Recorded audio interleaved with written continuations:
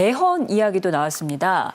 이재명 대통령이 취임 이후 처음으로 이 개헌 이야기를 꺼냈는데요. SNS를 통해서 국민 중심 개헌에 나서주기를 바란다라는 이야기를 했습니다. 어떤 의미일까요? 네, 재헌절을 맞아서 이제 글을 올렸는데요. 네. 그래서 이재명 대통령은 계절이 바뀌면 옷을 갈아입듯 우리 헌법도 달라진 현실에 맞게 재정비하고 다듬어야 될 때라고 말했습니다. 취임 뒤에 처음으로 개헌을 언급해서 눈길이 쏠리고 있는데요. 예. 사실 그 대선 기간 동안에도 개헌이 잠시 화두로 떠올랐다가 여러 가지 뭐 내란 극복이라든가 다른 이슈로 덮이면서 잠시 사그라든 면이 있었습니다. 그러다가 이제 다시 취임 직후에 이렇게 또 이야기를 꺼내니까 여기에 어떻게 또 논의가 될지 관심이 쏠리는 건데요.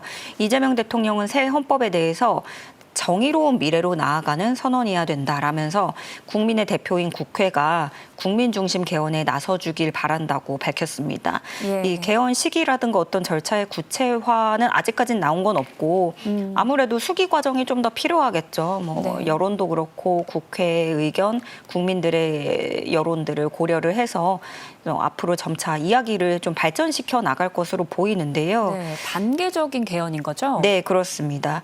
무엇보다 이제 뭐 5.18 정신을 수록한다든가 이런 것들 일단 커다란 방향은 제시를 했어요. 네. 그래서 좀 더 뭐 먼저 어떤 연임이라든가 이런 임기 단축이라든가 이런 것들은 좀 일단 우리가 할 수 있는 것부터 좀 단계적으로 스텝을 밟는 그런 쪽으로 갈 것으로 보입니다.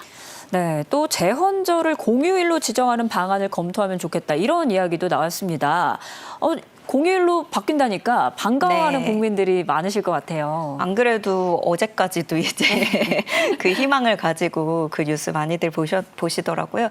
근데 이제 이재명 대통령도 그 공휴일 다시 공휴일로 가는 게 좋지 않겠느냐 이렇게 언급을 해서 아마 이거에 대한 논의도 조금 다시 불 붙을 수 있겠다 싶습니다.